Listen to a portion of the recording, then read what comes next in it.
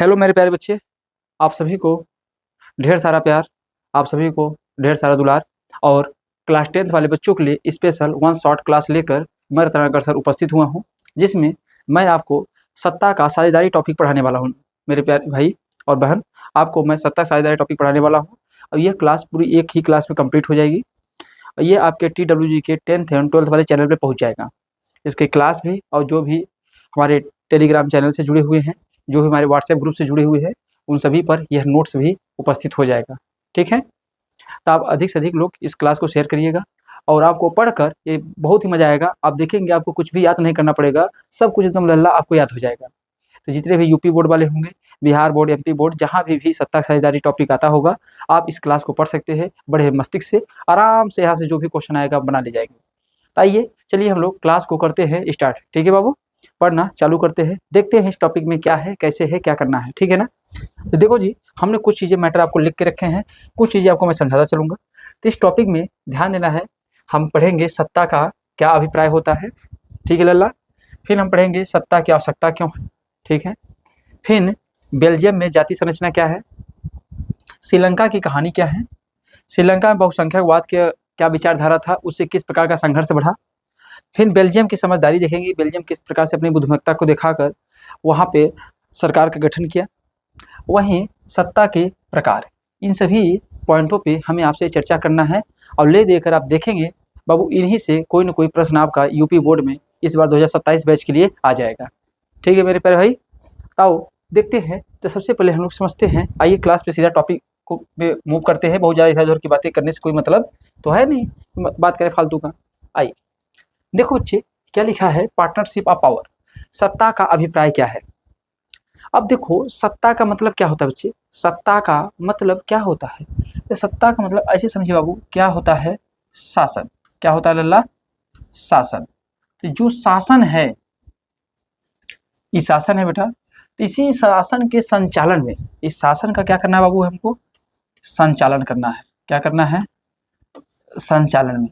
और जब शासन के संचालन में अगर सभी की भागीदारी क्या हो जाए बच्चे, सभी की भागीदारी, सभी की भागीदारी सुनिश्चित हो। तो अगर बाबू शासन के संचालन में सभी की भागीदारी सुनिश्चित होती है तो उसी को हम लोग क्या कहते हैं, सत्ता की साझेदारी। जैसे अब बताइए, जैसे भारत सरकार, एग्जाम्पल लेते हैं बेटा, जैसे एग्जाम्पल लेते हैं कि हमारा देश कौन है, इंडिया है। इंडिया है लल्ला। तो इस देश के अंदर, इस इंडिया देश है, तो इस देश में आप देखेंगे तो क्या है, एक सरकार है। क्या बेटा है, सरकार है। तो इस सरकार में आप देखेंगे तो भारत के अंदर कई सारे समाज होंगे, इसमें देखेंगे सभी वर्ग के लोग, समाज के सभी समुदाय के लोग इस शासन में क्या ले रहे हैं, भाग ले रहे हैं। समझ आ रहा है, इस शासन में क्या ले रहे हैं लल्ला, भाग ले रहे हैं। जब सभी लोग भाग ले रहे हैं तो इन्हीं के माध्यम से शासन प्रशासन का संचालन हो रहा है, तो उसी को हम लोग बोलते हैं क्या, सत्ता की साझेदारी। समझ आ रहा है मेरी बात को, सत्ता की साझेदारी। अच्छा बताओ, अब इम्पोर्टेंट मुद्दा ये है कि जो सत्ता की साझेदारी है हम जो कर रहे हैं, इसके पीछे रीजन क्या है लल्ला, हम सत्ता की साझेदारी करेंगे क्यों, इंपॉर्टेंट है ना। सत्ता की साझेदारी क्या होता है, आप समझ पा रहे हैं ना, जिसके शासन प्रशासन में सभी की भागीदारी हो। जैसे हम कोई विधि बना रहे हैं, तो विधि बनाते समय इसमें जो कमजोर वर्ग का हो वो भी हो, जो धनाढ्य वर्ग का हो वो भी हो, जो गरीब हो वो भी हो, समझ रहे हो, जो अलग अलग जाति के हो, सब लोग। तो जब किसी विधि का निर्माण करो तो सभी लोग मिलकर उस विधि का निर्माण करो, यही है सत्ता की साझेदारी। तो सत्ता की साझेदारी में सभी की भागीदारी सुनिश्चित हो, वो चाहे किसी भी समुदाय से आता हो। जैसे अब भारत को देखने की कोशिश करेंगे बेटा, तो बताओ अगर आप भारत को देखोगे लल्ला, इस भारत में क्या है,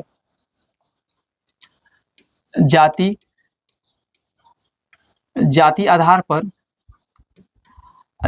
पर आपको भिन्नता पाई जाएगी।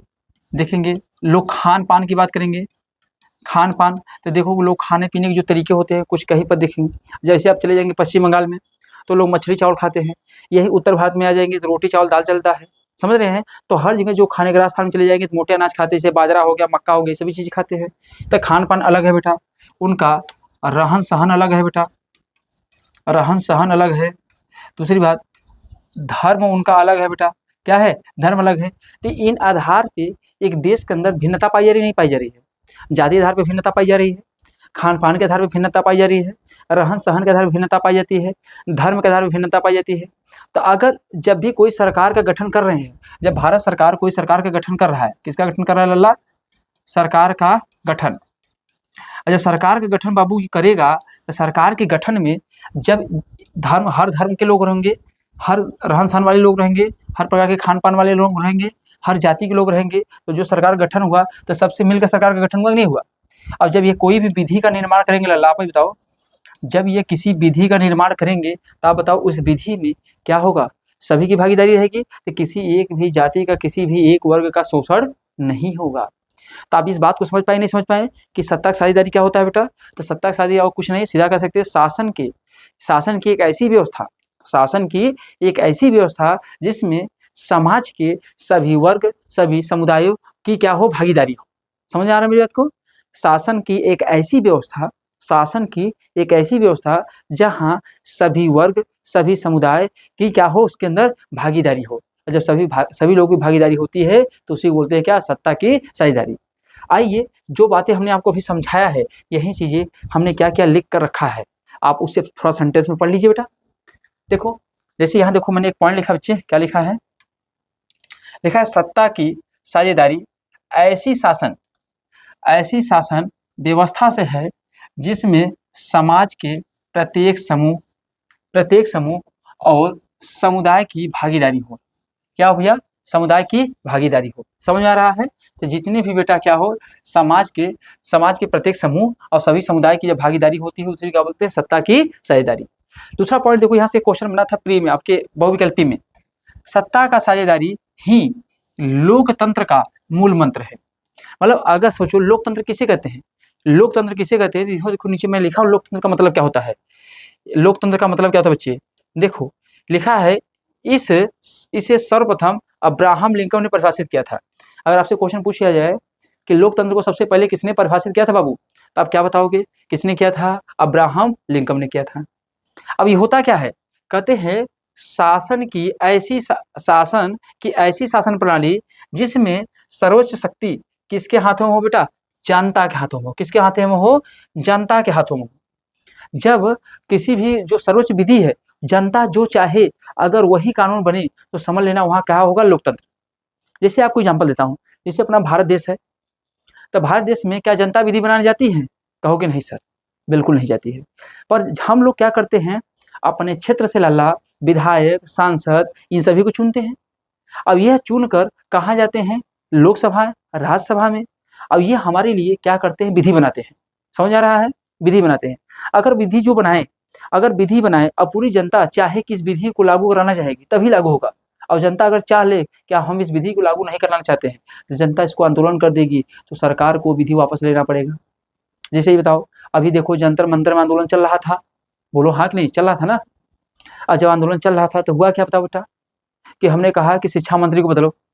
बताओ, जनता ने आंदोलन किया तो बताओ शिक्षा मंत्री बदल गया कि नहीं बदल गया? तो क्या आपको नहीं महसूस हो रहा है कि पावर किसके हाथों में होती है? जनता के हाथों में होती है बच्चे। समझ आ रहा है? तो इस क्वेश्चन को बना है बेटा तो ध्यान देना। तो मैंने कहा ऐसी बताया, या तो कैसे जनता के द्वारा और जनता के लिए ही शासन ही क्या कहलाता है बेटा? लोकतंत्र। जहां असली पावर जनता के हाथों में होता है वही क्या होता है? लोकतंत्र। और लोकतंत्र का पूछे मूल मंत्र किसे कहते हैं बेटा? तो लोकतंत्र का मूल मंत्र किसे कहते हैं? सत्ता का साझेदारी। दूसरी बात देखो बेटा, यहाँ से पॉइंट क्या है? कह रहे लोकतंत्र सरकार में प्रत्येक नागरिक की भागीदारी होती है। बिल्कुल बात सही है, क्योंकि आप जानते हो हम लोग प्रत्येक व्यक्ति क्या देते हैं? वोट देते हैं। क्या देते हैं बच्चे? वोट देते हैं। अब इसी वोट से हमारे यहाँ से विधायक चुन के जाते हैं, हमारे यहाँ से सांसद चुन के जाते हैं। अब यही विधायक सांसद हमारे लिए क्या करते हैं लल्ला? कानून का निर्माण करते हैं। क्या करते हैं? कानून का निर्माण करते हैं। अब कानून का निर्माण कर रहे हैं तो कहीं ना कहीं इनडायरेक्टली जनता इन्वॉल्वमेंट है नहीं, नागरिक इन्वॉल्वमेंट है नहीं है। बात समझे नहीं समझे? तो बेटा ये तीनों पॉइंट से क्वेश्चन बने हैं, इसको याद रखिएगा। और पूछे सत्ता की साझेदारी क्या होती है, तो सत्ता की साझेदारी ऐसी शासन व्यवस्था से है जिसमें समाज के प्रत्येक समूह और प्रत्येक समुदाय की भागीदारी हो। इसके साथ साथ सत्ता की साझेदारी ही लोकतंत्र का क्या होता है? मूल मंत्र होता है बच्चे।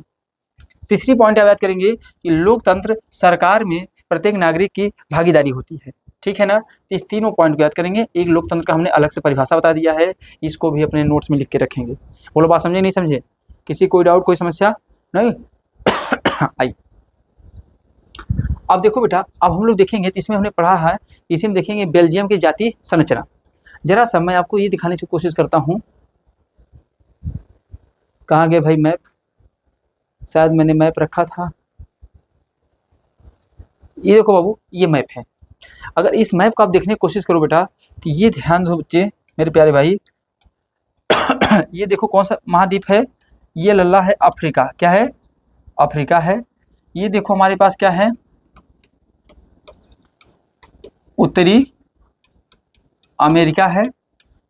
ये बाबू हमारे पास क्या है, दक्षिणी अमेरिका है बच्चे। अब ये देखो बच्चे हमारे पास, देखो ये ऊपर वाला जो दिखाई दे रहा है, इसी बोलते हैं यूरोप। क्या बोलते हैं? यूरोप। अब ये हमारे पूरे क्या हो गया बेटा, एशिया। क्या हो गया? एशिया। अब इसी एशिया में लल्ला आप ध्यान से देखने की कोशिश करोगे तो ये बेटा देखो हमारे पास दिखाई दे रहा है, ये हमारा क्या है, भारत है। समझ रहे हैं? तो ये जो मैं आपको दिखाई दे रहा हूँ, वास्तव में यही हमारे पास क्या है बच्चे, ये हमारे पास इंडिया है। क्या है? इंडिया है। तो इंडिया बताओ बेटा किस महाद्वीप में है? एशिया में है लल्ला। किस में है? एशिया में है। और वही नीचे देखेंगे छोटी सी एक देश है, इसका नाम है श्रीलंका। क्या नाम है इसका? नाम है बाबू श्रीलंका। अब श्रीलंका देख पा रहे हैं ना, कहाँ पर है? तो एशिया महाद्वीप में है। और यहीं पर आप देखेंगे ना, तो छोटे से में आएगा आपका लग्जमबर्ग, अरे सॉरी क्या आएगा, बेल्जियम। क्या आएगा बेटा? बेल्जियम। बेल्जियम आएगा। अब यह बेल्जियम जो है, ये किस महाद्वीप में है बेटा? बेल्जियम पूछा जाए किस महाद्वीप में है, तो ये देखो किस में है, यूरोप में है।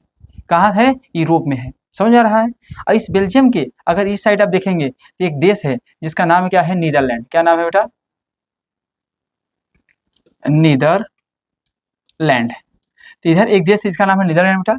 इस साइड में इसके क्या है बच्चे, फ्रांस है। यहाँ आप देख नहीं पाएंगे, छोटे छोटे में लिखा है फ्रांस है। ठीक है। इधर आपका क्या है, लग्जमबर्ग है। लग्जमबर्ग है बेटा। अब इधर इस साइड में इसके क्या है, जर्मनी है। तो इन चार देशों से इसकी सीमा क्या होती है, बेल्जियम की लगती है। अब बेल्जियम किस महाद्वीप में है बेटा? यूरोप में है। ठीक है। तो आइए इन्हीं बातों को हम लोग समझते हैं।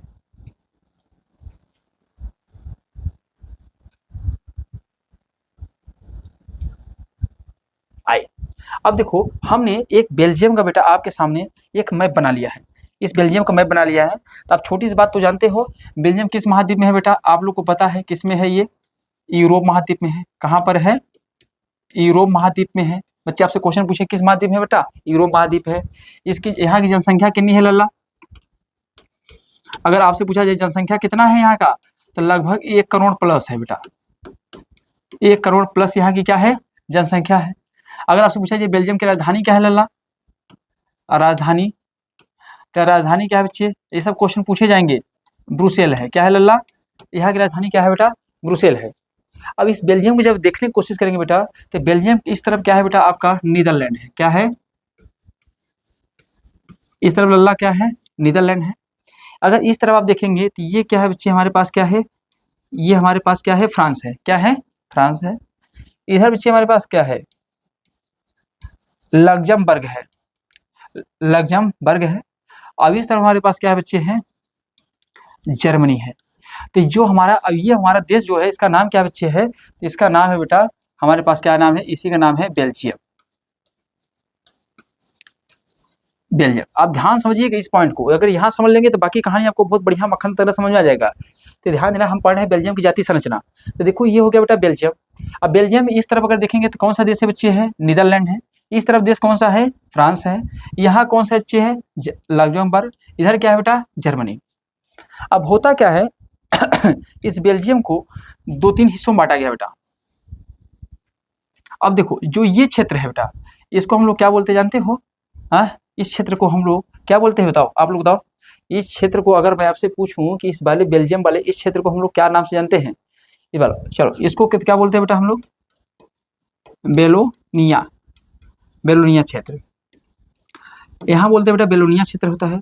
अब बताओ इस वाले क्षेत्र को क्या बोलते हैं, आप लोग बताओ। अगर मैं आपसे कहना चाहूँ इस वाले क्षेत्र को बताओ बेटा, हम लोग किस नाम से जानते हैं इस वाले क्षेत्र को? हाँ, बताओ भैया। इसको बेलोनिया क्षेत्र। अब इस बेलोनिया क्षेत्र में क्या होता है आपका, लगभग 40% फ्रेंच भाषा बोलते हैं। क्या बोलते हैं बच्चे, फ्रेंच भाषा। और यहाँ पर आप देखने की कोशिश करेंगे तो यहाँ क्या है लल्ला, यहाँ क्या है, ये यहाँ से यहाँ तक इसको बोलते हैं हम लोग जर्मन क्षेत्र। क्या बोलते हैं, जर्मन क्षेत्र। अब यहाँ पे कौन सी भाषा बोलते हैं, यहाँ बोलते हैं जर्मन भाषा। क्या बोलते हैं, जर्मन भाषा। अब बताओ इसको क्या बोलते हैं, यहाँ पर होते हैं कौन, इस पूरी एरिया में, यहाँ पे इस पूरे एरिया में, इस तरीके से मैं बता दे रहा हूँ आपको।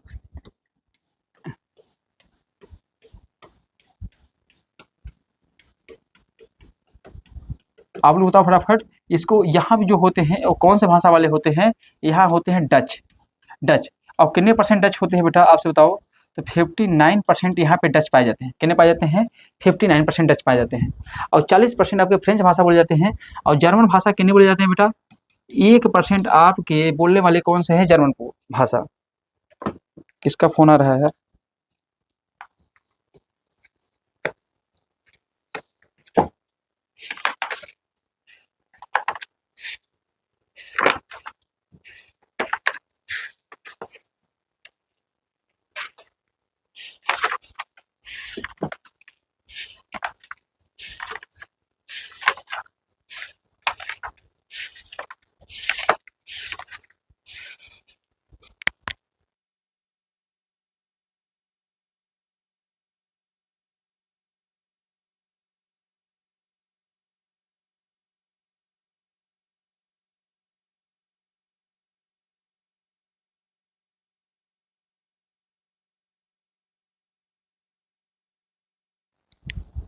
चलिए हाँ जी भैया, थोड़ा सा काम था।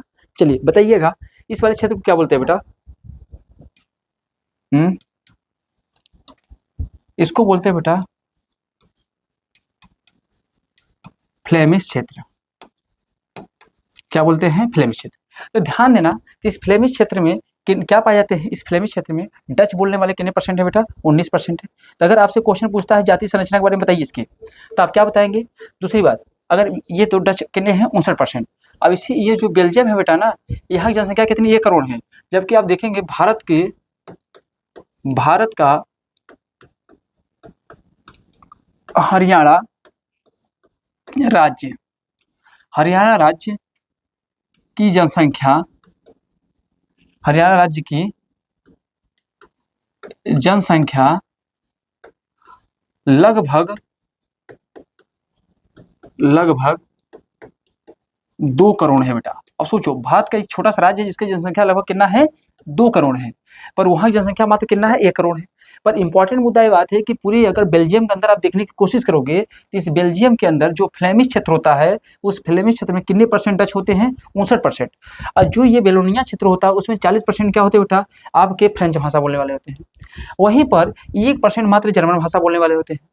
तो आप देखेंगे पूरे अगर बेल्जियम के भौगोलिक क्षेत्र में आप देखने की कोशिश करेंगे तो सबसे ज़्यादा कौन सी भाषा बोलने वाले होते हैं बेटा, आपके डच। कौन होते हैं, डच होते हैं। और उससे कम कौन होते हैं, फ्रेंच होते हैं। और उससे कम कौन होते हैं, जर्मन होते हैं। अगर यहीं पर बेटा एक बात करूँ तो यहीं पर इसकी एक राजधानी है, आपको मैंने बताया था इसके राजधानी के बारे में, इसके राजधानी बारे में बाबू, यहीं पर उसकी क्या है भाई, काम करो, उसकी ये राजधानी है। अब इस राजधानी का नाम क्या है बेटा, आपको बताया था ब्रुसेल। अब ब्रुसेल की कुछ कहानी उल्टी है, ये क्या है, राजधानी है। ये क्या बच्चे हैं, राजधानी है। किसकी राजधानी है, आपकी, किसकी, बेल्जियम की। तो इस ब्रुसेल में ध्यान देना है, आप देखेंगे तो 20% प्लस 80% में डिवाइड है। यहाँ 20% आपके कौन होते हैं, डच। और 80% बताओ, 80% कौन होते हैं आपके, फ्रेंच। समझ रहे। तो राजधानी में जाति संरचना देखने की कोशिश करेंगे तो आपके 20% डच पाए जाते हैं और 80% फ्रेंच। तो अगर आपसे क्वेश्चन ये आ जाए, अगर 10 वाले प्यारे भाई इस पर 2027 में प्रश्न आ जाए कि बेल्जियम के जाति संरचना के बारे में लिखिए, बेल्जियम के जाति संरचना के बारे में लिखेंगे तो क्या लिखेंगे, बेल्जियम एक यूरोप महाद्वीप का देश है। कैसे लिखेंगे, बेल्जियम एक यूरोप महाद्वीप का देश है जिसकी जनसंख्या लगभग 1 करोड़ प्लस है, जो कि भारतीय राज्य हरियाणा के जो कि भारतीय राज्य हरियाणा की जो जनसंख्या है लगभग 2 करोड़ है, उससे भी कम इसकी जनसंख्या पाई जाती है। पर यहाँ पे जातीय संरचना में देखेंगे तो यहाँ पे लगभग क्या देखेंगे, फ्लेमिश क्षेत्र में 59% क्या बोले जाते हैं, डच भाषा बोलने वाले हैं, जबकि बेलोनिया क्षेत्र में 40% क्या बोलने वाले हैं आपके फ्रेंच, और मात्र 1% क्या बोलने वाले हैं, जर्मन। समझ रहे हैं? तो इस प्रकार से इसकी जातीय संरचना बताएंगे। वहीं आप बता देंगे कि इसकी बेल्जियम की राजधानी ब्रुसेल में लगभग 20% क्या बोले जाते हैं, डच, और 80% क्या बोले जाते हैं, फ्रेंच। बस इतनी बात आप लिख देंगे, आपको पूरा नंबर मिल जाएगा। ठीक है ना? आइए अब जरा सा जो जातीय संरचना मैंने आपको समझाया है उसी को आओ बेटा यहाँ मैंने लिख के रखा है, आप देख लीजिए। अब देखो क्या लिखा है, देखो प्यारे, हमने लिखा है बेल्जियम के बारे में। देखो यह यूरोप महाद्वीप का एक छोटा सा देश है। बताओ, यही बताएंगे बेटा। यहाँ की जनसंख्या 1 करोड़ से कुछ ज्यादा, 1 करोड़ से कुछ ज्यादा है, जबकि भारत का हरियाणा राज्य की जनसंख्या लगभग बेटा 2 करोड़ है। कितनी करोड़ है बेटा? 2 करोड़ है। ये प्रश्न सब बने हैं। बेल्जियम देश की सीमा 4 देशों से लगता है, फ्रांस, नीदरलैंड, जर्मन, लग्जमबर्ग। बताओ बच्चे, यही तो बताया आपको, 4 देशों की सीमा लगती है, नीदरलैंड, फ्रांस, लग्जमबर्ग और जर्मनी। बताओ कुछ अलग बताया क्या? तो जो कुछ मैंने यहाँ समझा वही चीजें वहाँ लिख के रखा हूँ, आपको नोट्स बनाने में दिक्कत नहीं होगा प्यारे मेरे भाई। उसके बाद देखो इसकी राजधानी क्या होती है बेटा? ब्रुसेल। क्या होती है? ब्रुसेल। यहाँ की जातीय संरचना देखने की कोशिश करूँ। जातीय संरचना में तो डच कितने भाषा बोलने वाले बेटा? 59%। फ्रेंच भाषा बोलने वाले कितने हैं लल्ला? 40%। जर्मन भाषा बोलने वाले कितने हैं? 1%। तो ये वहाँ की जातीय संरचना पाई जाती है। क्या पाई जाती है? जातीय संरचना। जबकि वहीं उसके राजधानी ब्रुसेल में देखने की कोशिश करेंगे बेटा, तो डच भाषा कितने बोलने वाले हैं? 20%। फ्रेंच भाषा बोलने वाले कितने हैं? 80%। समझ आ रहा है? यही बात आपको लिख देंगे तो आपको नंबर मिल जाएगा। अब इंपॉर्टेंट मुद्दा है कि आप ये कहे होंगे सर जी कि इसको आखिर पढ़ा क्यों नहीं है बेल्जियम के बारे में। तो मेरे प्यारे भाई, मेरे गुड्डा गुड़िया, अभी आप तुम लोग ने ये देखा, क्या देखा जी? आपने ये देखा सर सत्ता का अभिप्राय क्या होता है? सत्ता का अभिप्राय बोलो, अभिप्राय। यही आपने देखा कि सत्ता का अभिप्राय क्या होता है कि आप जानते हो सर, शासन में सभी की भागीदारी, शासन में सभी की भागीदारी। अगर शासन में सभी की भागीदारी होगी तो वहाँ क्या होगा? सत्ता की साझेदारी होगी। अगर शासन में सभी की भागीदारी होगी तो वहाँ क्या होगा? सत्ता की साझेदारी लल्ला। अब ये बताओ, ऐसे में सरकार बनाने के लिए नियम क्या होता है? अगर आप 50% प्लस अगर 1 सीट पाते हैं, सरकार बनाना है सरकार, तो अगर 50% प्लस 1 पाते हो तो आप क्या बना ले जाओगे? सरकार बना ले जाओगे। जैसे 100 वोट है तो अगर आप 51 वोट पा गए एक पार्टी, बाकी लोग नहीं पाए, तो 51 वोट पाने वाला ही क्या बन जाएगा? उसकी सरकार बन जाएगी। अब आप बताओ, ऐसे में आपको ये नहीं दिखाई दे रहा है कि डच कितने परसेंट है लल्ला? 59% है। कितने परसेंट है? 59%। तो ये बताओ, जब डच 59% है तो क्या हो गए? इन्हीं को हम लोग बोलते हैं क्या? बहुसंख्यक वादी। क्या बोलते हैं? बहुसंख्यकवादी। अब इन दोनों की संख्या कम है तो इनको हम लोग क्या बोलेंगे? अल्पसंख्यक। क्या बोलेंगे? अल्पसंख्यक बोलेंगे। तो जिनकी संख्या कम होती है उन्हें बोलते हैं अल्पसंख्यक, और जिनकी संख्या ज्यादा होती है उसे क्या बोलते हैं? बहुसंख्यक। बोलो, बात समझे नहीं समझे? अब देखो मेरे प्यारे भाई, ध्यान समझो मेरे प्यारे भाई, अब इसमें होगा क्या? अब ध्यान देना, हम इसको पढ़ क्यों रहे, इसके पीछे रीजन क्या है? हमने देखा सत्ता की साझेदारी में देखते हैं कि सभी की भागीदारी होना जरूरी होता है। अगर सत्ता की साझेदारी है तो सभी की भागीदारी क्या है? सुनिश्चित है। पर हमको पूरे वैश्विक पटल पे 2 देश मिलते हैं जो सत्ता की साझेदारी के परिणाम को प्रस्तुत करते हैं। एक तो हमारा बेल्जियम देश बताता है कि इन्होंने सत्ता की साझेदारी कैसे की देश आजाद होने पर, और दूसरा हमने देखा कि श्रीलंका कैसे की। तो इसीलिए आपके चैप्टर में लिखा है बेल्जियम श्रीलंका की कहानी। तो बेल्जियम की कहानी हम समझ रहे हैं, तो बेल्जियम की कहानी सबसे पहले हमने देखा कि जातीय रूप से बेल्जियम किस तरीके से बटा हुआ है, ये तो हमने समझ लिया। समझ रहे हैं? अब इनमें भाई, अब ये भी सरकार बनाना चाहते हैं, ये भी सरकार बनाना चाहते हैं। सरकार कैसे बनाएंगे? अब बताओ, अगर डच भाषी 59% है तो ये चाहेंगे तो अकेले सरकार बना ले जाएंगे। अगर ये लोग सहयोग करे या ना करे, सरकार बन जाएगी? नहीं बन जाएगी, है ना? पर देखेंगे कि यहाँ पे इन्होंने किस तरीके से साझेदारी की। आइए थोड़ा सा बात और आगे बढ़ाते हैं। देखो यहाँ समझो मेरी बात को। अब देखो बच्चे, मैंने एक ग्राफ आपको तैयार किया है, ये है बेल्जियम। क्या है? बेल्जियम। बेल्जियम में देखेंगे डच भाषा वालों कितने परसेंट है? 59%। जर्मन को हटा दो साइड, कोई मतलब नहीं है। फ्रेंच भाषा वाले कितने हैं बेटा? 40%। अब देखो जनसंख्या में अधिक कौन है? जनसंख्या में अधिक कौन है? आपके डच भाषा। जबकि जनसंख्या में कम कौन है? आपके फ्रेंच भाषा। पर दूसरी बात, आर्थिक रूप से कमजोर कौन है? तो आर्थिक रूप से बेटा कमजोर कौन है? आपके डच वाले। कौन कमजोर है? डच वाले आपके क्या है? कमजोर है। जबकि आर्थिक रूप से फ्रेंच वाले क्या है? मजबूत है। शिक्षा में कमजोर कौन है? डच है। और शिक्षा मजबूत कौन है? आपके फ्रेंच है। अब देखो, ऐसे में आपको नहीं लग रहा है कि बेल्जियम के अंदर सामाजिक असमानता है? बेल्जियम के अंदर क्या है? सामाजिक असमानता है। एक वर्ग की संख्या बहुत ज्यादा है, पर वो पढ़ने लिखने में आर्थिक रूप से क्या है? कमजोर है। वहीं एक वर्ग की संख्या कम है, पर वह पढ़ने लिखने में आर्थिक रूप से क्या है? मजबूत है। तो ऐसे में बेल्जियम के अंदर समाज में क्या पाई गई? असमानता। क्या पाई गई? असमानता। और इस असमानता को लेकर इनके बीच में धीरे धीरे संघर्ष होना चालू हुआ। अब ऐसे में जो डच भाषी लोग थे वो चाहेंगे तो अकेले सरकार बना लेंगे, पर इनके पास पैसा नहीं था।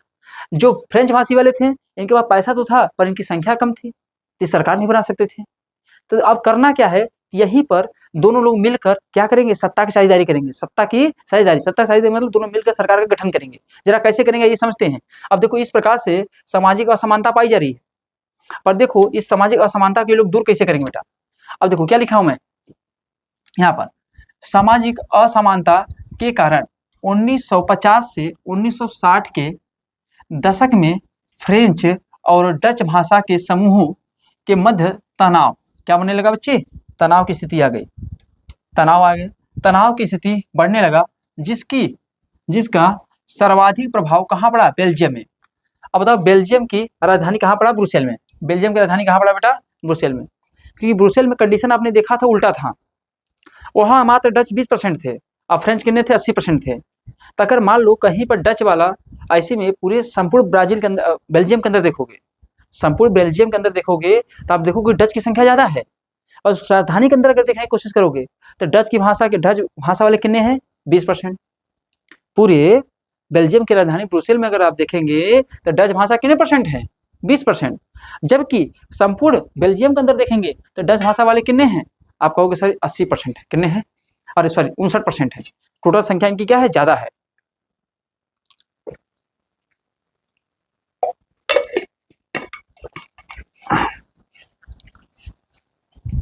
जब इनकी संख्या ज्यादा है तो कहीं ना कहीं ये कहीं पर अगर फ्रेंच को सताएंगे, अगर फ्रेंच वालों को सताएंगे तो फ्रेंच वाले जो ब्रुसेल में रहने वाले डच हैं उनको शोषित करेंगे, क्योंकि उनकी संख्या वहां पर क्या है? ज्यादा है।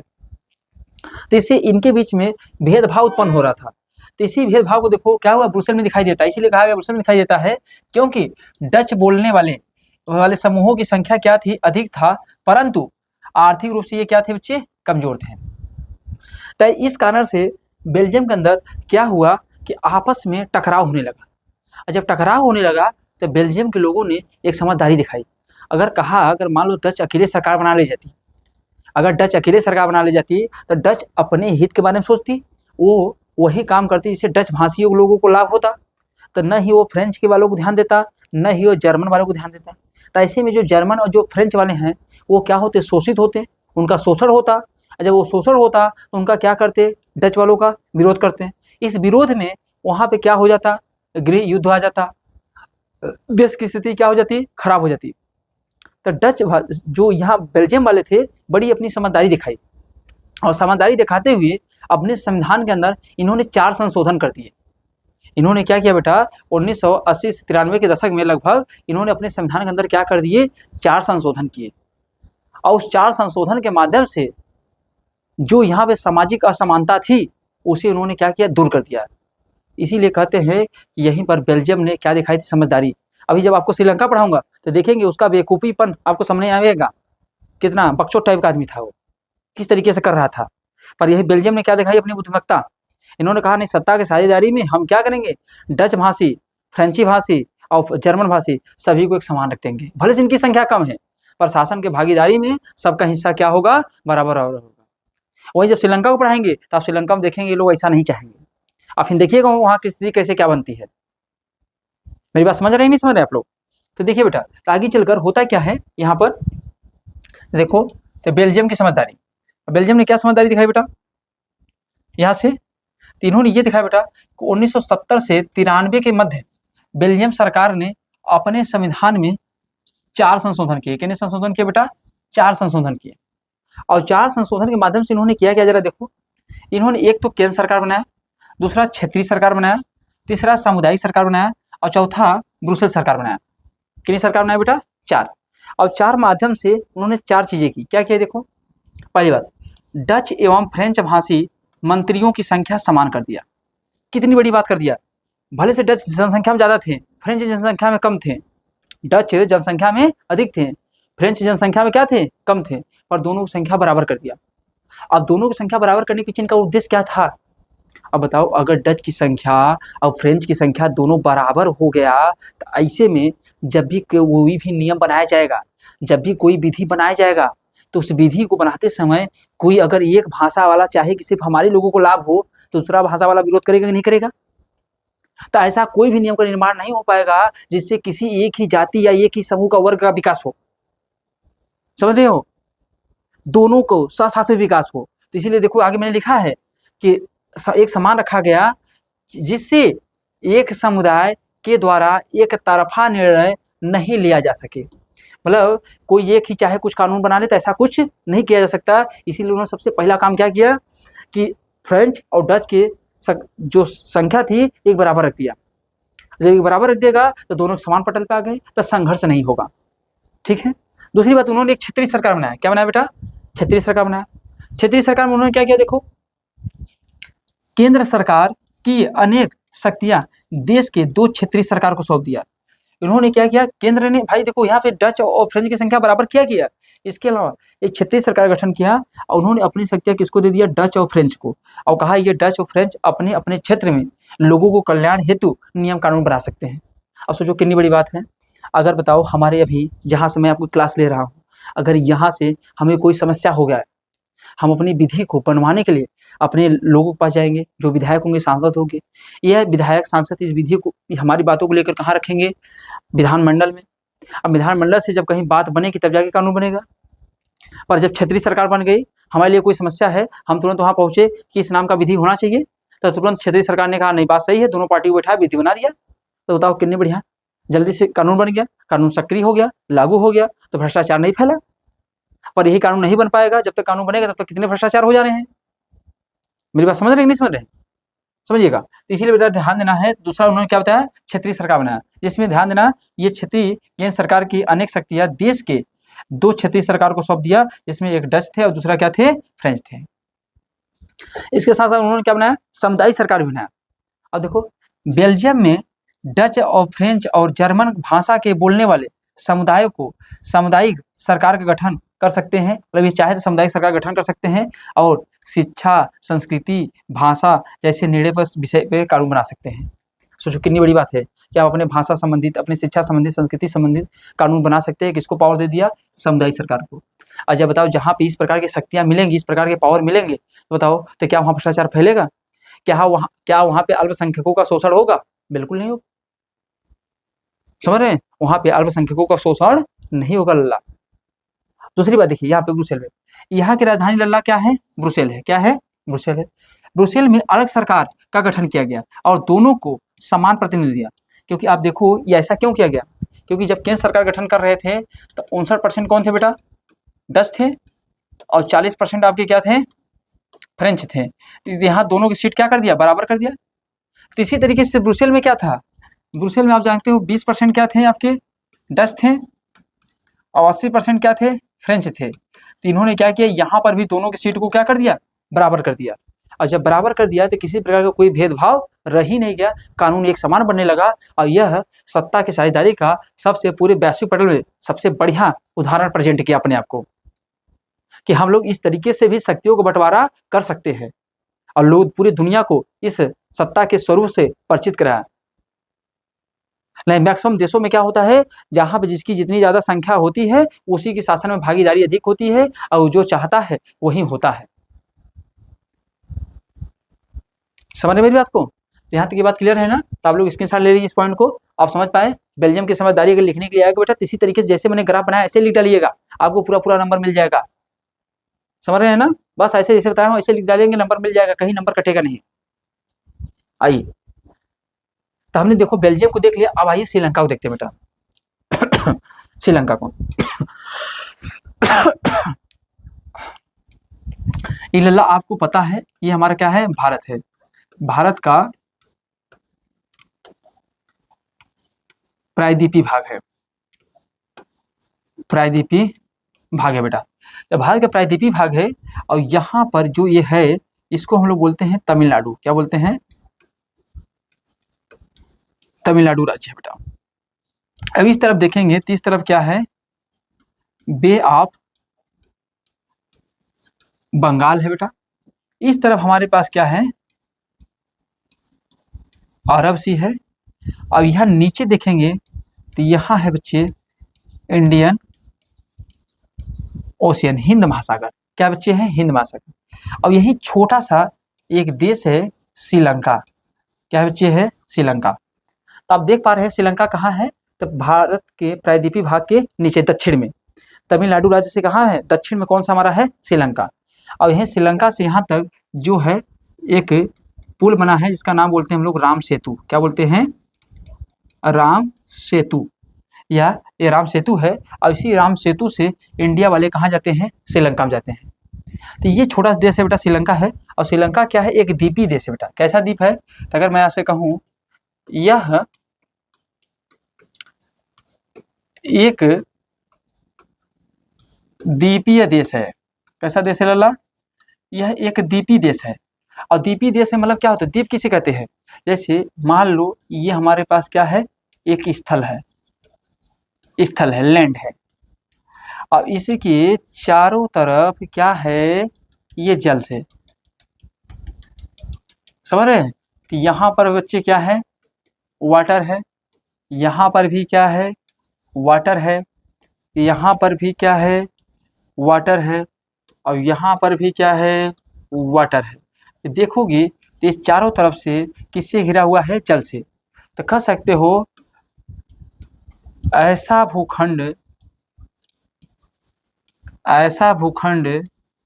जो चारों ओर से जल से घिरा हो, चारों ओर जल से घिरा हो, जल से घिरा हो। तो आप बताओ, ये आइलैंड है, ये श्रीलंका है। अब बताओ इसके चारों तरफ जल है कि नहीं जल है? इसके चारों तरफ क्या है बेटा, जल। एक तरफ क्या है, बे ऑफ बंगाल है। इस तरफ पूरा क्या है, इंडियन ओशियन है। इस तरफ क्या है, अरब सी है। तो चारों तरफ जल से क्या हुआ है, घिरा हुआ है।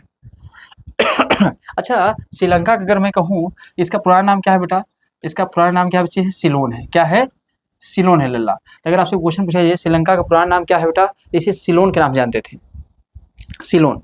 ठीक है ना। अब ये कहाँ पर है, तो आप कह सकते हो ये है एक द्वीपीय देश है और तमिलनाडु के दक्षिण में स्थित है। कहाँ है,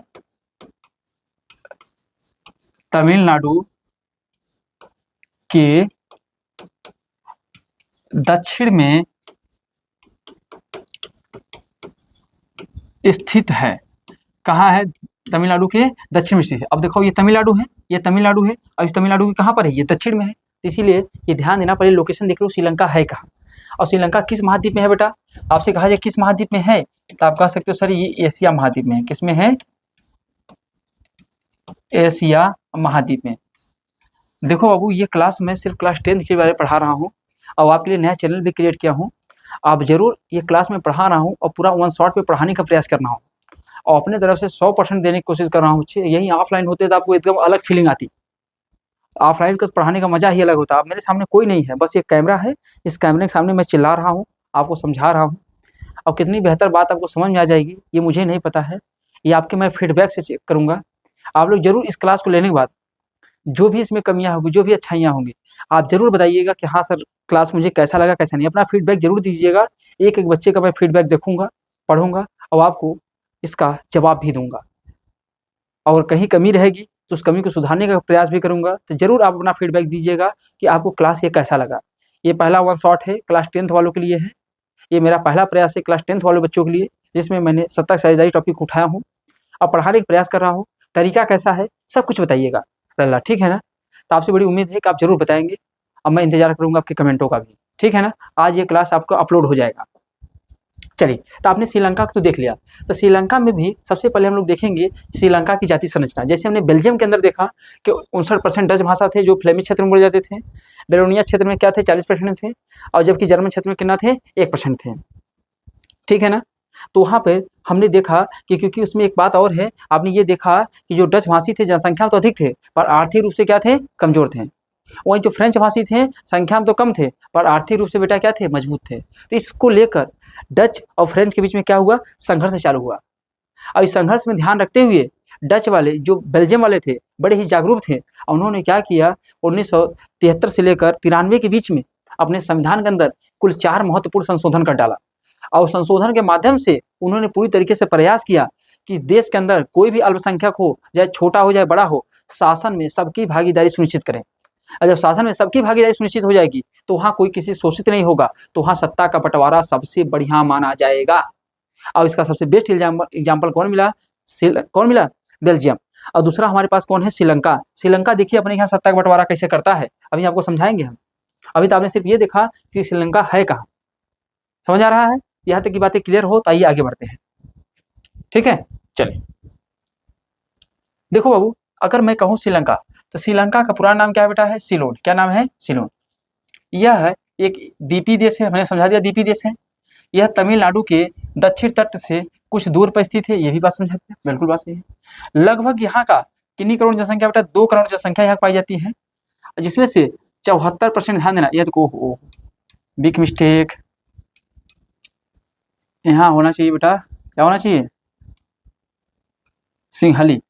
सिंहली बोलते हैं इसको, ठीक है ना। तो यहाँ देखेंगे बेटा, तो 74% कौन सी भाषा बोलने वाले थे, सिंहली। और जो सिंहली थे ये किस धर्म को मानते थे, ये बौद्ध धर्म को मानते थे।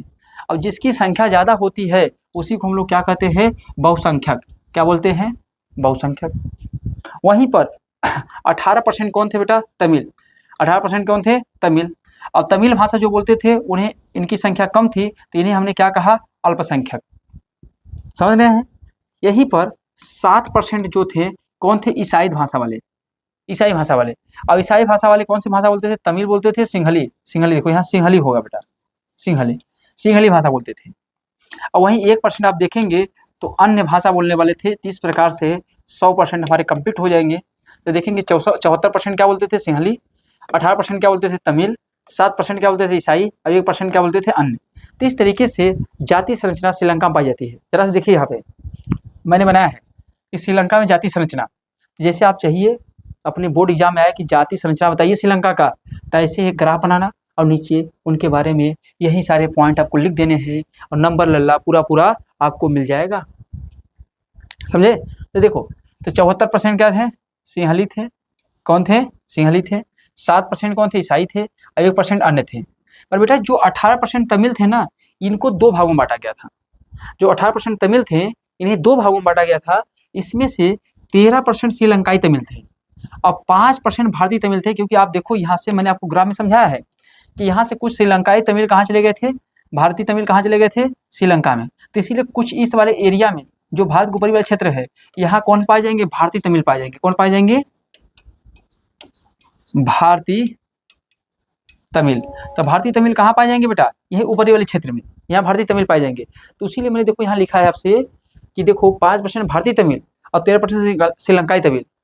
पर बेटा ये कौन से थे, तो ये हिंदू और मुसलमान थे। ये कौन थे, हिंदू और मुसलमान। और 74% कौन थे, सिंहली। तो सर्वाधिक जनसंख्या किसकी थी, सिंहलियों की थी, जो किस धर्म को मानते थे, बौद्ध धर्म को मानते थे। समझ रहे हो। अब देखो यहाँ पर एक पॉइंट मैंने आपको बनाया बहुत अच्छे से ग्राफ समझाने के लिए। देखो इस बात को समझ जाओगे तो आपको मजा आ जाएगा। 2 देश थे, अरे भाई ये 2 देश थे बेटा।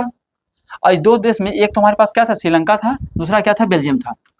और दोनों जाति संरचना की जरा तुलना करो।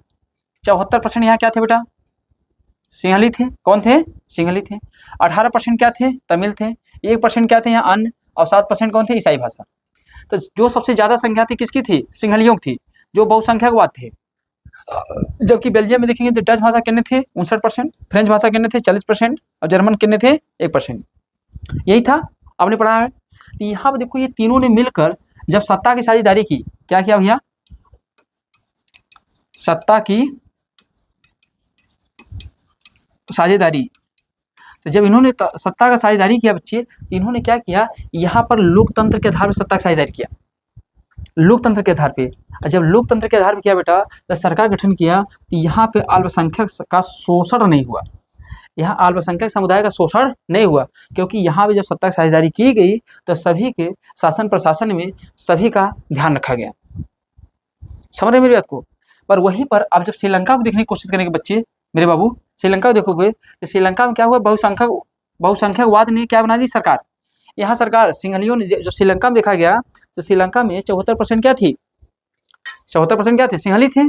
और सिंहलियों ने कहा ऐसा है और किसी को ध्यान में रखना ही नहीं है, हम चाहेंगे अकेले सरकार बना लेंगे, तुम लोग गए तेल लेने, ये लोग यही किए और सरकार किसकी बन गई, सिंहलियों की। और जब बताओ एक चीज तुम ही बताओ, अगर जिसकी संख्या अधिक है, पहले पानी पी लें,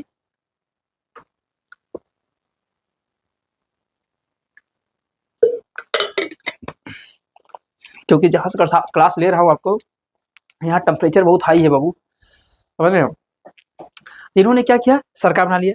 अब जब बताओ, जब जिसकी संख्या ज्यादा है अगर वही सरकार बना लेगा, बाकी लोग सरकार के हिस्से में नहीं बनेंगे, तो वही काम करेंगे ना जिससे उनको अधिक से अधिक लाभ हो। और ये ससुरे वही काम किए, जो सिंहली थे वही काम किए अपने, जैसे ये बौद्ध धर्म को थे, ये बौद्ध धर्म के थे, तो इन्होंने क्या किया, बौद्ध धर्म को ही बढ़ावा दिया। क्या किया, बौद्ध धर्म को बढ़ावा दिया। इसके अलावा सरकारी नौकरियों में सिर्फ कौन आएगा, जो सिंहली जाति के होंगे या सिंहली बोलने वाले होंगे उन्हीं को मिला जाएगा। रोजगार भी किसको मिलेगा, जो सिंहली होंगे। विश्वविद्यालय या स्कूलों में शिक्षा का अधिकार उन्हीं को मिलेगा जो सिंहली होंगे। तो एक चीज बताओ, जब ये सिंहलियों को अधिक से अधिक अधिकार मिलेंगे तो जो ये अल्पसंख्यक होंगे इनका बताओ शोषण होगा कि नहीं होगा, शोषण होगा। बताओ, इन्होंने सरकार बनाई और सरकार बनाए तो ये मनचाहा क्या किया, हर एक चीज में, शिक्षा को लेकर, शिक्षा हो गया, नौकरी हो गया, नौकरी हो गया, स्कूल हो गया, इन सभी जगह किसका कंट्रोल हो गया, सिंहलियों का। सबसे ज्यादा किसके लड़के पढ़ रहे हैं, सिंहलियों के। तो ऐसे बताओ, जो तमिल थे, जो अन्य भाषा वाले थे, जो ईसाइयत थे, इन सभी का क्या होगा, शोषण होगा नहीं होगा। और जब इनका शोषण होगा तो ये बताओ क्या करेंगे, इसका विरोध करेंगे। और जब विरोध करेंगे तो यही विरोध किसमें बदलेगा, बहुत ज्यादा संघर्ष होगा। और जब संघर्ष होगा तो मारपीट, झगड़ा, लड़ाई, कुछ चीज चलेगा। समझ रहे हो। देखो ये इस तरीके, जबकि यहाँ पर क्या हुआ, इन्होंने क्या कि लड़ाई झगड़ा मत करो, हम ऐसा करते हैं, संविधान संशोधन कर देते हैं और सबको शक्तियों में क्या कर देते हैं, बराबर कर देते हैं। और बराबर कर दी तो इनकी समस्या ही क्या हो गई, खत्म। पर श्रीलंका ने क्या कहा, नहीं हमारी संख्या ज्यादा है, सरकार हम ही बनाएंगे। आइए देखिए उन्हीं विचारधाराओं को आगे। देखो क्या लिखा गया है कि बहुसंख्यक बलशाली होते हैं। अब जाहिर सी बात है, बहुसंख्यक बलशाली समूह है जो अपने इच्छा अनुसार सरकार का गठन करेगा और शासन का संचालन मनमाना ढंग से करेगा। देखो बच्चे, वही बात तो समझा कि जो आपके बहुसंख्यकवाद की सरकार बनेगी, ये वही चीज काम करना चाहेंगे जिसको इनको अधिक से अधिक क्या मिलेगा, लाभ मिलेगा। अब उसी को पॉइंट को देखो, नीचे मैंने लिखा है, जैसे श्रीलंका 1948 में स्वतंत्र राष्ट्र बन गया। ये पूछा जाता है क्वेश्चन कि श्रीलंका स्वतंत्र कब बना था, तो 1948 में। लल्ला कब बना था, 1948 में श्रीलंका स्वतंत्र बना था, जिसने सिंहली बहुसंख्यक, जिनका श्रीलंका सरकार पर प्रभुत्व स्थापित हुआ। जिसमें ध्यान देना, सिंहली बहुसंख्यक थे जिनकी श्रीलंका सरकार पर बहुत प्रभुत्व स्थापित हुआ। जब सिंहलियों की सरकार बनी तो सिंहलियों ने किया क्या, जब सिंहलियों की सरकार बनी तो सिंहलियों ने किया क्या बच्चे, इन्होंने देखो क्या किया, सन 1956 में सिंहलियों को राजभाषा का दर्जा दे दिया गया कि केवल पूरे श्रीलंका सिर्फ एक ही राजभाषा होगी, और कौन सी होगी, सिंहली होगी। तो बताओ ये तमिल वाले कहाँ जाएंगे, ईसाई वाले कहाँ जाएंगे, ये बाबा जी का घंटा बजाएंगे, इनको भी तो कुछ चाहिए नहीं चाहिए। देखो क्या क्या कर रहे हैं अपने लिए, राजभाषा का दर्जा घोषित कर दिया। इसके अलावा देखो, देश के विश्वविद्यालय और सरकारी नौकरियों में सिंहलियों का क्या होगा, प्राथमिकता होगा। पहले सिंहली जितना नौकरी पाना है पा जाएंगे और फिर मन करेगा तमिल को देंगे, नहीं देंगे। बताओ इससे क्या होगा, जो तमिल समुदाय होगा, जो ईसाई समुदाय होगा, नाराज होगा नहीं है, नाराज होगा। तो बताओ वही हाल है, हम उसको दो हमको डांटो, है ही नहीं है। इसके बाद बेटा, सिंहली भाषी लोग कौन से धर्म के थे, मैंने आपको बताया था बौद्ध धर्म के। अब बौद्ध धर्म के अनुयायी थे, जो श्रीलंका के संविधान में बौद्ध धर्म को प्रोत्साहन दिया गया कि बस न ही तमिलों को, अब तमिल कैसे थे, मुस्लिम थे, हिंदू थे, तो इनको कोई बढ़ावा नहीं दिया गया। पर जबकि वहीं पर बौद्ध धर्म को अधिक से अधिक श्रीलंका सरकार ने क्या किया, बढ़ावा दिया। तो इससे जो अल्पसंख्यक समुदाय के लोग थे उनका क्या होना चालू हुआ, शोषण। और जब इनका शोषण होगा तो बताओ ये लोग क्या करेंगे, विरोध करेंगे। ये लोग क्या करेंगे, विरोध। एक तरफ आपने देखा कैसे बेल्जियम ने अपने यहाँ, उनके यहाँ भी जाति संरचना अलग अलग थी, और उन्होंने किस तरीके से देखो सरकार का गठन किया। पर इन्होंने क्या किया, बहुसंख्यकवादियों ने, श्रीलंका के जो बहुसंख्यकवादी थे, सिंहली थे, उन्होंने अपनी सरकार बनाई। न तमिलों को पूछा, ना ही तो ईसाइयों को पूछा, ना ही तो अन्य को पूछा, सबको छोड़ दिया। और ऐसे जब छोड़ दिया बताओ इनके क्या हो रहा है, संघर्ष हो रहा है, आंदोलन हो रहा है। जबकि बेल्जियम ने क्या किया, सबको लेकर साझेदारी किया, तो उनके यहाँ कोई आंदोलन कुछ नहीं हुआ। इसीलिए आपके सत्ता की साझेदारी में श्रीलंका और बेल्जियम की कहानी दी गई है कि आप इनके आधार पर समझ सकते हैं कि सत्ता की साझेदारी कितना बढ़िया कहां पर होता है। ठीक है, अब देखो जब ऐसा हुआ बच्चे तो होगा क्या आगे, आप लोग स्क्रीनशॉट लेना चाहे तो ले लीजिए। चलिए अब देखो बच्चे प्यारे भाई, होता क्या है कि श्रीलंका में क्या चालू होगा बेटा, संघर्ष। श्रीलंका में चालू हो गया संघर्ष। अब देखो बहुसंख्यक विचारधारा के कारण अल्पसंख्यक समुदाय का शोषण प्रारंभ हो गया। तब अल्पसंख्यक समुदाय इनका विरोध करना प्रारंभ किया, जो आगे चलकर गृह युद्ध में तब्दील हो गया। बात सही है, जब बहुसंख्यकवाद शोषण करेगा अल्पसंख्यक आंदोलन करेंगे, और वही आंदोलन धीरे धीरे जन आक्रोश में बदलेगा, और धीरे धीरे किसमें तब्दील हो जाएगा बच्चे, गृह युद्ध में। ठीक है, अब देखो अब ये बात होती है कि हमने ये देखा बहुसंख्यक जब अपनी सरकार 1948 में बना ली, और उन्होंने देखो एन तेन प्रकार से अल्पसंख्यक का शोषण करना चालू किए, तो अल्पसंख्यक ने धीरे धीरे संगठन बनाना चालू किया, और उसी संगठन के माध्यम से सरकार गठन करने के प्रयास किया। और वहीं से कौन सी,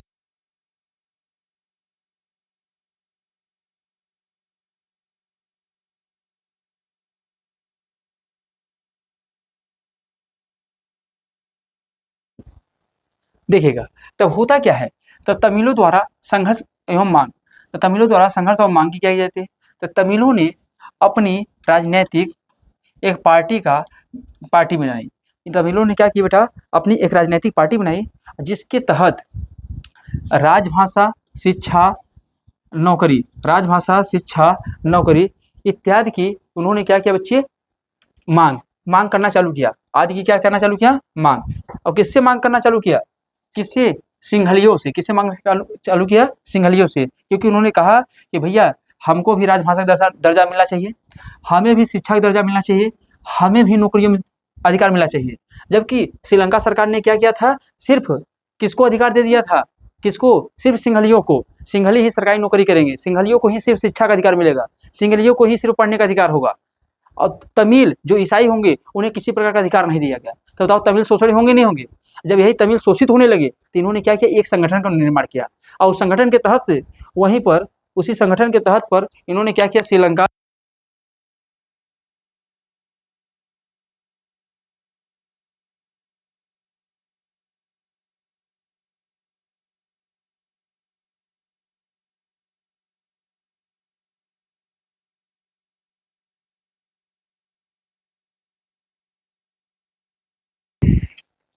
तीनों ने क्या किया बेटा, इसी तरह शिक्षा इन सभी का मांग करना चालू किया। और उसी को लेकर उन्होंने एक संगठन बनाया जिसका नाम है लिट्टे। ये फुल फॉर्म पूछा जाता है, लिट्टे का फुल फॉर्म क्या होता है बेटा, इसका होता है लिबरेशन टाइगर ऑफ तमिल इल्म। और कब बना था, 1976 में। अच्छा, इल्म का मतलब समझते हो क्या होता है, इल्म का मतलब होता है बेटा सरकार। पूछा गया था इस बार अर्थ इसका कि इल्म का मतलब क्या होता है, तो इल्म का मतलब होता है बेटा सरकार।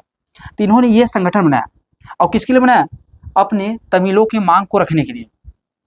समझ रहे हो, जब ये संगठन बना तो किया क्या, जरा समझिए।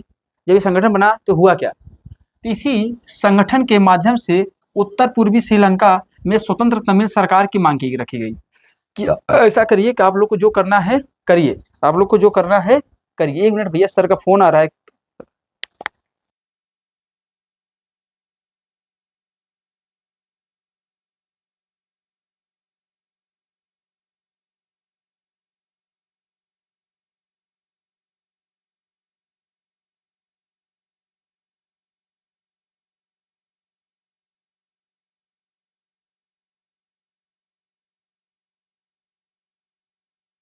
भाई राजेश सर का फोन आ रहा है, आवाज नहीं आ रहा बेटा। देखो, तो इस संगठन के माध्यम से उत्तर पूर्वी में स्वतंत्र तमिल सरकार की मांग रखी गई। और मांग रखी गई, जब इन्होंने ये मांग रखी तो सिंघली तो मांग देंगे नहीं, इस बात को तो मानेंगे नहीं। और जब माने नहीं तो आगे चलकर यह गृह युद्ध में बदल गया। किस में बदल गया बेटा? गृह युद्ध में। पर ध्यान देना, गृह युद्ध में बदला जरूर। देखो 1976 में क्या बना? 1976 में क्या बना? लिट्टे बना। किसका गठन हुआ? लिट्टे। और इस लिट्टे के माध्यम से क्या हुआ? 1977 में तमिलों का आंदोलन बहुत उग्र हो गया। अब यही 1983 आते आते क्या हुआ? यह आंदोलन बहुत तीव्र हो गया। समझ रहे हैं? यह आंदोलन बहुत क्या हो गया? तीव्र हुआ। और जब यह आंदोलन तीव्र हुआ बेटा, तो होता क्या है? यह आंदोलन जब तीव्र हुआ, बहुत ज्यादा तीव्र हो गया, तो यहीं पर क्या होता है? एक अफवाह उड़ती है। अफवाह यह उड़ता है कि भारत इन तमिलों को दबाने के लिए क्या दे रहा है? हवा दे रहा है। तमिल को ये भी चाहता है समाप्त हो जाए, सिंघलियों का ही सरकार सिर्फ श्रीलंका में रहे। यहाँ थोड़ा भारत भी इन्वॉल्वमेंट हो जाता है, ठीक है। पर जबकि ऐसा कुछ नहीं था। और इसी को ध्यान में रखते हुए 1987 में क्या होता है? श्रीलंका और भारत के बीच में समझौता होता है। श्रीलंका और भारत के बीच में समझौता होता है। तो उस समय प्रधानमंत्री हमारे थे राजीव गांधी। प्रधानमंत्री कौन थे बेटा? राजीव गांधी। तो राजीव गांधी ने क्या किया? यहाँ से श्रीलंका की स्थिति को सही करने के लिए क्या भेजा? यहाँ से शांति सेना भेजा। क्या भेजा? शांति सेना। और ये शांति सेना गई थी किस लिए? कि वहाँ पे जो तमिल को शोषण हो रहा है, तमिलों को बचाया जाए। पर जब यहाँ से शांति सेना भेजा गया, तो बल्कि भारत की उल्टा क्या होने लगा? आलोचना होने लगा। अब क्या आलोचना होने लगा? आलोचना ये होने लगा कि भारतीयों ने श्रीलंका के आंतरिक सरकार के मामले में हस्तक्षेप किया। जबकि वास्तव में जब कोई भी देश स्वतंत्र हो जाता है तो उसके आंतरिक मामले में हस्तक्षेप करने का किसी देश को अधिकार नहीं होता है। हाँ, उसकी स्वेच्छा है तो आप जा सकते हैं, पर ऐसे में आपको अधिकार नहीं मिलता है। पर यहाँ भारत ने जब शांति सेना भेजा तो लोगों ने आरोप लगाया कि भारत ने क्या किया? श्रीलंका के आंतरिक मामले में हस्तक्षेप करने का प्रयास किया। और दूसरा, जो भारत के तमिलनाडु के, अभी मैंने बताया था ना, यहाँ पे क्या थे बच्चे? यहाँ पे मैंने आपको बताया था एक मैप के माध्यम से। यहाँ पे देखो, ध्यान देना, हमने कहा था तमिलनाडु के कुछ तमिल यहाँ भी आए थे, श्रीलंका में आए थे। तो यहाँ पे तमिलों को मारा जा रहा था।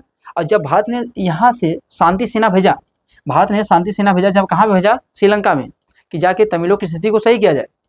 तो बल्कि यहाँ से भारत की तरफ आरोप लगा कि भारतीयों को ही मारना चाहते हैं। ये क्या करना चाहते हैं? भारतीय तमिल को ही मारना चाहते हैं।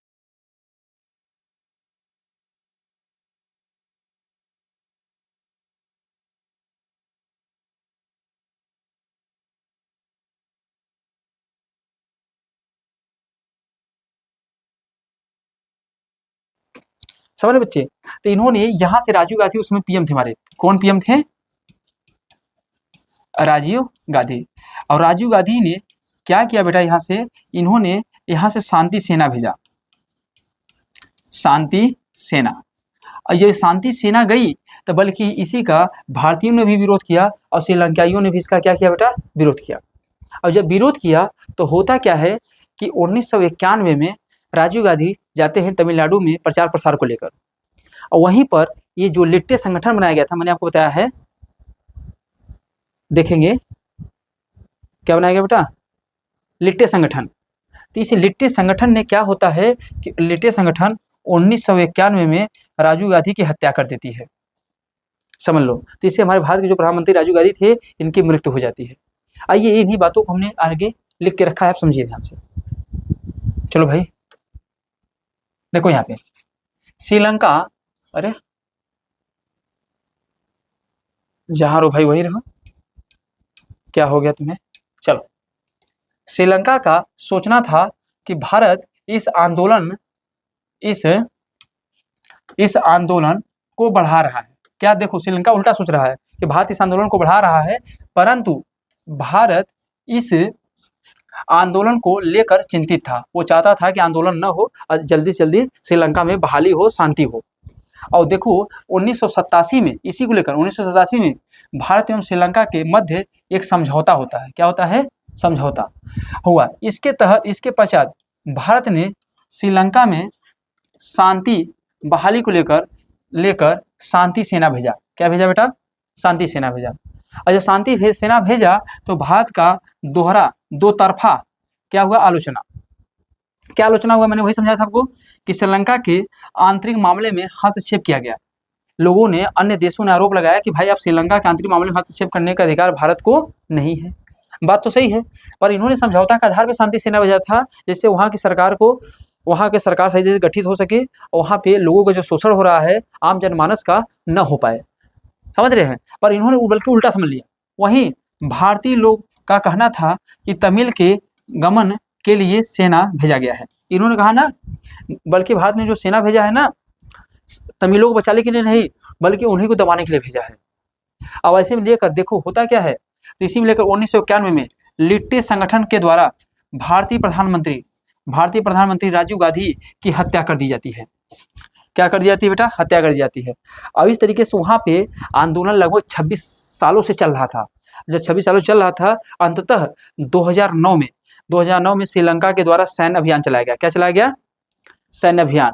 और इसी सैन्य अभियान के तहत ध्यान देना, लिट्टे के जो सर्वोच्च कमांडर थे, जिनका नाम था वेल्लुपिल्लई प्रभाकरन, को मार दिया गया और गृह युद्ध की क्या हुई? समाप्ति हुई। और तब जाके वहाँ की स्थिति क्या हुई? श्रीलंका की सही हुई। कब हुई? 2009 में। 2009 में। अब बताओ बेटा, आपने दोनों प्रमाणों को पढ़ा, क्या पढ़ा? कि देखो एक तरीके से एक जगह श्रीलंका में कैसे सत्ता की साझेदारी की गई, और दूसरा हमने कहाँ पढ़ा? बेल्जियम में कैसे की गई। तो आप बताओ कौन सा बढ़िया है, बेल्जियम वाला कि श्रीलंका वाला?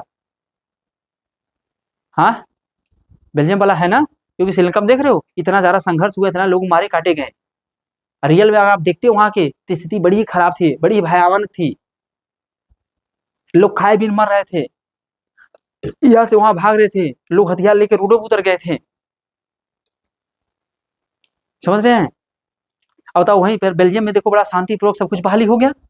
अब देखो ना, लंबा समय 1948 में आजाद हो गया था श्रीलंका, पर 2009 में जाकर उनके यहाँ गृह युद्ध समाप्त हुआ। बताओ ये क्या किसी देश से मुकाबला कर सकते हैं? नहीं कर सकते, क्योंकि तो अपनी स्थिति को ही संभालने में लगे हैं। तो यहाँ तक बेटा अगर बात समझ में आ गई हो तो बताइए आप लोग, तो फिर हम लोग आगे बढ़े। आइए अब देखिए, कह रहा है कि सत्ता की साझेदारी जरूरत क्यों है बेटा। अभी आपने देखा सत्ता का साझेदारी का जरूरत क्यों। अब जरा सी इस बात को हमने आपको समझाया था। अब बताओ, जैसे हमारा भारत देश है, भारत देश जो है, क्या यहाँ पे सभी लोग एक समान हैं? नहीं है ना। भारत में सभी लोग एक समान हैं। तो आप देखते हो यहाँ पे बेटा, देखोगे सामाजिक, देखोगे यहाँ पे धर्म के आधार पर भेदभाव है। जैसे अब कोई मान लो इसमें क्या है, हिंदू होगा, कोई क्या होगा बेटा, मुस्लिम होगा, कोई क्या होगा, जैन होगा, कोई क्या होगा, बौद्ध होगा, कोई क्या होगा, सिख होगा, कोई क्या होगा, मराठा होगा। अब सोचो इतने सारे अलग अलग धर्म के लोग हैं यहाँ पे।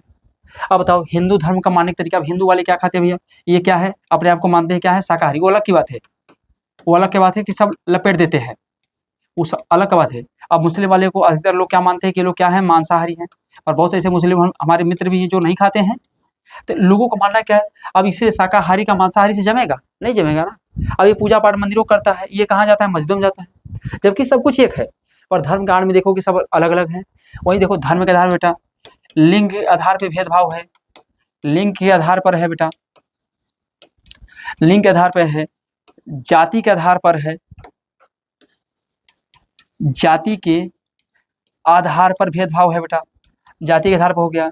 इसके बाद बेटा खान पान में है, मैंने खान पान समझा दिया आपको, खान पान है, रहन सहन, गरीब धनी, तो इन सभी आधारों पे देखोगे एक देश के अंदर क्या पाया जाएगा, भेदभाव पाया जाएगा। और जब सभी के अंदर, देश के अंदर भेदभाव पाया जाएगा, तो आप चाहते हैं किसी देश के अंदर इस प्रकार की कोई समस्या हो? नहीं होना। जब नहीं होगा तो सत्ता की साझेदारी जब करेंगे तो इसमें जो भी वर्ग है सभी की भागीदारी हो। समझ रहे? तो अगर आपसे पूछा जाए सत्ता की साझेदारी क्यों जरूरत है, तो क्या लिखेंगे बेटा, पॉइंट बाई पॉइंट इसमें तो लिख सकते हैं ना। क्यों लिखेंगे सत्ता की साझेदारी? क्योंकि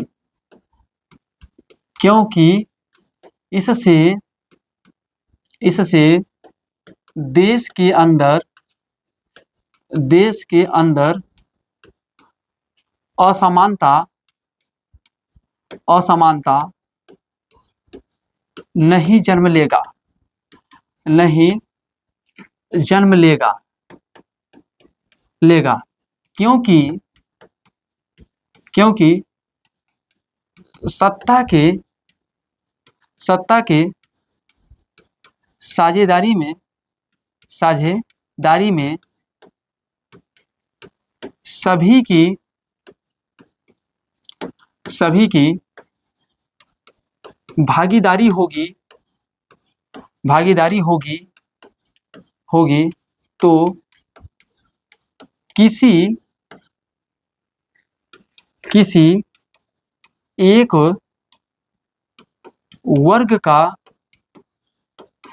एक वर्ग का शोषण नहीं होगा।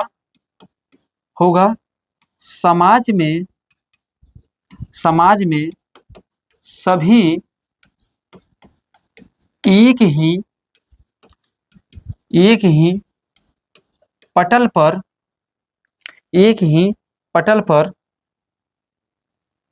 होंगे तो लोगों में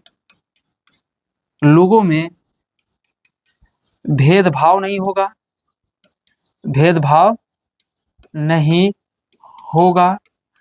सभी को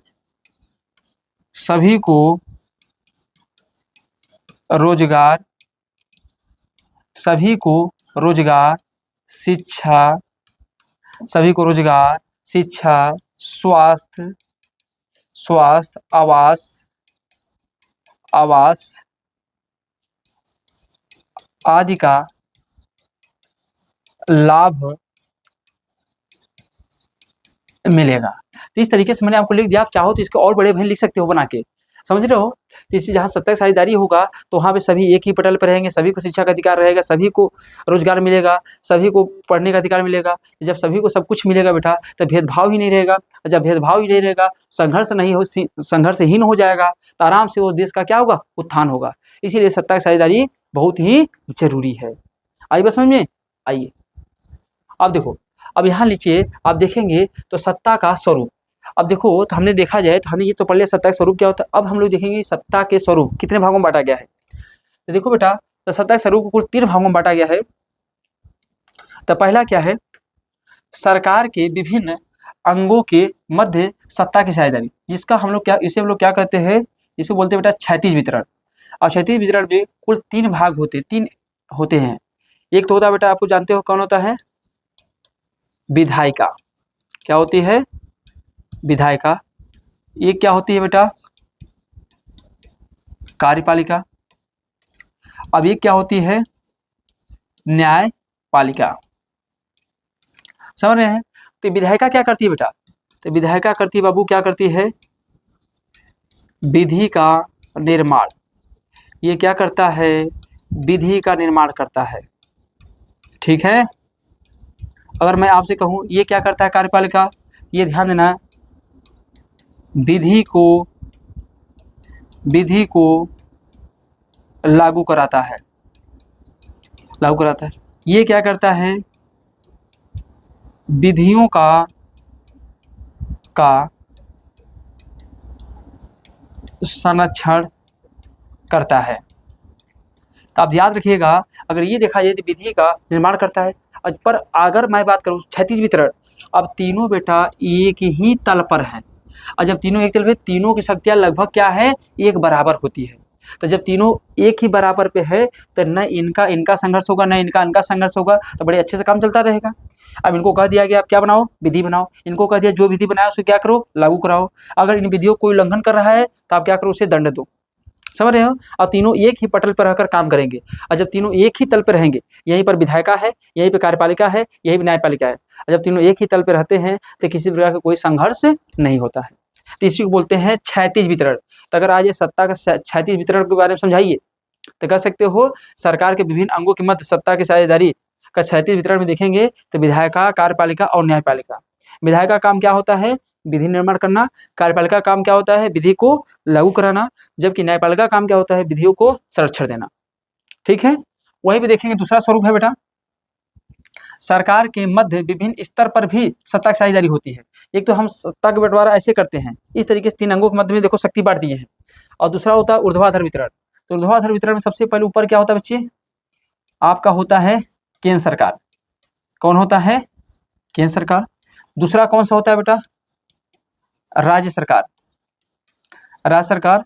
और तीसरा कौन सा होता है आपका? स्थानीय सरकार, स्थानीय सरकार। अब देखो यहाँ पर भी शक्तियों का बंटवारा है, पर हमने क्या किया है, कुछ शक्ति किसको दिया है? केंद्र सरकार को, जिसपे केंद्र सरकार कानून बनाएगा। कुछ शक्ति हमने किसको दिया है? जिसपे राज्य सरकार बनाएगा। अब कुछ शक्ति हमने किसको दिया है? स्थानीय सरकार को, जिसमें लोकल गवर्नमेंट बॉडी आती है, यह कानून को क्या करेगा? बनाएगा। तो जब आपको इस तरीके से वितरण दिखाई देता है, सबसे पावरफुल कौन है? केंद्र सरकार। उससे कम पावरफुल कौन? सबसे पावरफुल ये। फिर उसके बाद कौन आएगा? ये। और उससे भी कम कौन आएगा? ये। तो सबसे ज्यादा पावरफुल कौन है बेटा? आपका केंद्र सरकार। फिर कौन सा आपका है? राज्य सरकार। और फिर कौन है? स्थानीय सरकार। तो जहाँ पे शक्तियों का वितरण इस तरीके से दिखाई देता है, ऊर्ध्वाधर वितरण, तो ध्यान देना जहाँ पे इस तरीके से वितरण होगा तो उसी को बोलते हैं ऊर्ध्वाधर वितरण। और जहाँ पे तीनों एक ही पटल पर होते हैं उसे हम लोग क्या कहते हैं? क्षैतिज वितरण। विभिन्न सामाजिक समूहों के मध्य सत्ता की साझेदारी, देखो पूरे विश्व में जो शक्तियों का बंटवारा होता है यही 2 रूप दिखाई देता है, यही 2 रूप दिखाई देता है। पर ये तीसरा रूप से परिचय किसने कराया बेटा? बेल्जियम ने। बेल्जियम। तो बेल्जियम ने देखो क्या किया, विभिन्न सामाजिक समूहों के मध्य बंटवारा किया था, जैसे डच और कौन थे? फ्रांसीसी। समझ रहे हैं? तो इस तरीके से आप देखेंगे तो आपकी ये चैप्टर का महत्वपूर्ण सेशन था, जिसे हमने पूरी तरीके से पढ़ाने का प्रयास किया। ठीक है, तो देखिएगा इसमें हमने जितने पॉइंट भी यहाँ पे लिए थे बेटा, यहाँ पे देखिए, यहाँ पर हम लिया था सत्ता का क्या अभिप्राय है, सत्ता की आवश्यकता क्यों है, बेल्जियम में जाति संरचना कैसी होती है, श्रीलंका में जाति संरचना कैसी होती है, श्रीलंका में बहुसंख्यकवाद क्या होता है, बेल्जियम की समझदारी कैसी उन्होंने दिखाई, फिर सत्ता का प्रकार क्या होता है, इन सभी पॉइंटों पर हमने क्या किया? चर्चा किया। अब आप इसे एक बार पढ़ लेंगे, इसके पूरे नोट्स को मैं आपको सेंड कर दूंगा। आप ज़रूर इस क्लास को पढ़ने के बाद नोट्स अपना यहाँ से बना लीजिएगा और क्वेश्चन देखेंगे एक भी बाहर नहीं जाएगा। जो भी होगा आप कमेंट के माध्यम से ज़रूर बताइएगा और जो भी इसका फीडबैक होगा ज़रूर दीजिएगा। अगली क्लास में मैं इसे और सुधार करूँगा। ठीक है, फिर मिलते हैं मेरे प्यारे भाई अगले क्लास में अगले 1 शॉट के साथ। तब तक लेते हैं आपसे अलविदा। जय हिंद, जय भारत।